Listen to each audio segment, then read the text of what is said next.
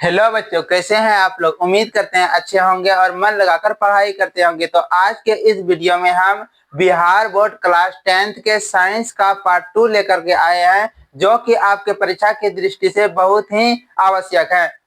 तो video start करते हैं। तो क्वेश्चन नंबर 1 दिया हुआ है, अवतल लेंस को अपसारी लेंस क्यों कहते हैं। हमें बताना है कि अवतल लेंस को अपसारी लेंस क्यों कहा जाता है। तो आंसर में दिया हुआ है, अवतल लेंस द्वारा आती हुई प्रकाश की सभी किरणें, जितना भी अवतल लेंस में प्रकाश की किरणें आ रही है, वो लेंस के एक बिंदु से विभिन्न दिशाओं में फैल जाती हैं। वो जितना भी अवतल लेंस द्वारा प्रकाश की किरणें आ रही हैं, ये एक बिंदु से विभिन्न दिशाओं में फैल जाती हैं, इसलिए इन्हें अवतल लेंस को अपसारी लेंस कहते हैं। यानी कि अवतल लेंस में जितना भी प्रकाश की किरणें आती हैं, वो लेंस से विभिन्न दिशाओं में फैल जाती है, इसलिए इसे अवतल लेंस को अपसारी लेंस कहते हैं। तो दूसरा प्रश्न दिया हुआ है, प्रकाश का वर्ण विक्षेपण क्या है। हमें बताना है प्रकाश का वर्ण विक्षेपण क्या होता है। जब सूर्य का प्रकाश किसी प्रिज्म से होकर गुजरता है तो वह विभिन्न रंगों में विभक्त हो जाता है। यानी कि जब सूर्य का प्रकाश किसी प्रिज्म से होकर के गुजरता है तो वह विभिन्न रंगों में विभक्त हो जाता है। इसी घटना को क्या कहेंगे, प्रकाश का वर्ण विक्षेपण। और प्रकाश के वर्ण विक्षेपण में 7 रंग होते हैं, जिसे कहते हैं बेजा नीह पीनाला। तो इसमें यानी कि जब सूर्य का प्रकाश किसी प्रिज्म से होकर के गुजरेगा, किसी प्रिज्म पर पड़ता है तो ये 7 रंगों में विभक्त हो जाता है। इसी घटना को क्या कहेंगे, प्रकाश का वर्ण विक्षेपण। इसमें कितने वर्ण होते हैं, 7 वर्ण, बैगनी, जामुनी, नीला, हरा, पीला, नारंगी और लाल।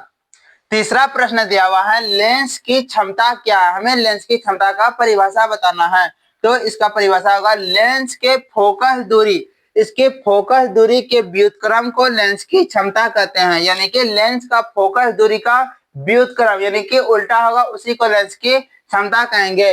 इसे P के द्वारा सूचित किया जाता है। इसे P के द्वारा सूचित किया जाता है। तो लेंस की फोकस दूरी के व्युत्क्रम को क्या कहेंगे, लेंस की क्षमता कहेंगे। P बराबर हो जाएगा 1/f, यानी कि लेंस की क्षमता का सूत्र यानी कि P बराबर 1/f होता है। अगर इसका SI मात्रक देखें तो इसका SI मात्रक होता है, SI मात्रक डायऑप्टर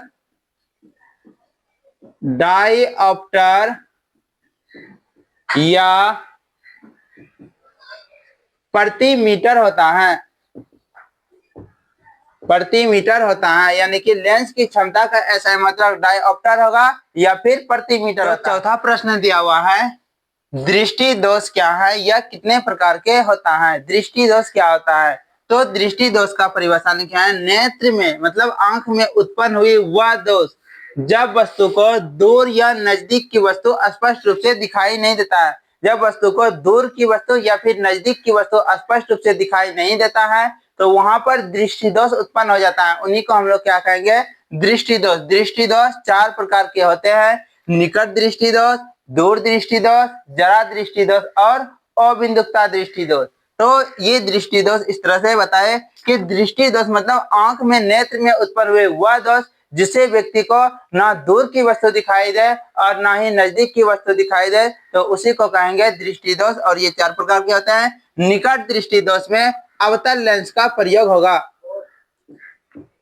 अवतल लेंस, निकट दृष्टि दोष को ठीक करने के लिए अवतल लेंस का प्रयोग किया जाता है। और दूर दृष्टि दोष को यानी कि प्रयोग करने के लिए, इसको ठीक करने के लिए उत्तल लेंस का प्रयोग किया जाता है।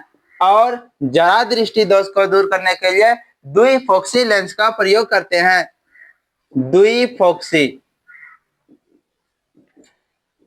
और अबिंदुकता दृष्टि दोष को दूर करने के लिए बेलनाकार लेंस का प्रयोग किया जाता है।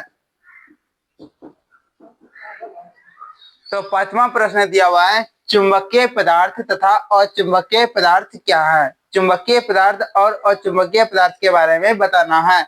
तो चुंबकीय पदार्थ वैसा पदार्थ जिन्हें चुंबक आकर्षित करता है उन्हें चुंबकीय पदार्थ कहते हैं। जिन्हें चुंबक आकर्षित करता है मतलब जिसमें चुंबक सटता है उन्हीं को क्या कहेंगे, चुंबकीय पदार्थ। तो चुंबक किसमें सटता है, लोहा हुआ, निकेल हुआ और कोबाल्ट हुआ। लोहा, कोबाल्ट और निकेल, यानी कि जिसमें चुंबक सड़ता है उसको चुंबकीय पदार्थ कहेंगे। और अचुंबकीय पदार्थ क्या होगा? वैसा पदार्थ जिन्हें चुंबक आकर्षित नहीं करता है, जिन्हें चुंबक आकर्षित नहीं करता है उसको कहेंगे अचुंबकीय पदार्थ। जैसे कि कांच, कांच में चुंबक नहीं सटेगा। उसके बाद कागज, कागज में भी यानी कि चुंबक नहीं सटेगा। और लकड़ी में भी चुंबक नहीं सटेगा। तो चुंबकीय पदार्थ और अचुंबकीय पदार्थ में इस तरह से परिभाषा होती है। तो छठा प्रश्न दिया हुआ है, समजात अंक तथा असमजात अंक क्या है? हमें समजात और असमजात अंक के बारे में बताना है।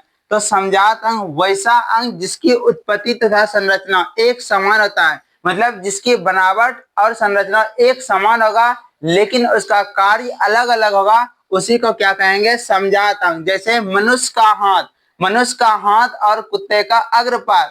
मनुष्य का हाथ यानी कि पकड़ने के लिए किया जाएगा, और कुत्ते का हाथ यानी कि कुत्ते का आगे का पाद, अग्र का पाद, ये दोनों का उत्पत्ति एक जैसा हुआ है। यानी कि दोनों का यानी कि देखने में जिसकी बनावट एक जैसा लगता है, लेकिन मनुष्य का हाथ पकड़ने में या किसी को चीज को पकड़ने में किया जाएगा, और कुत्ते का अग्रपाद वो चलने में किया जाएगा।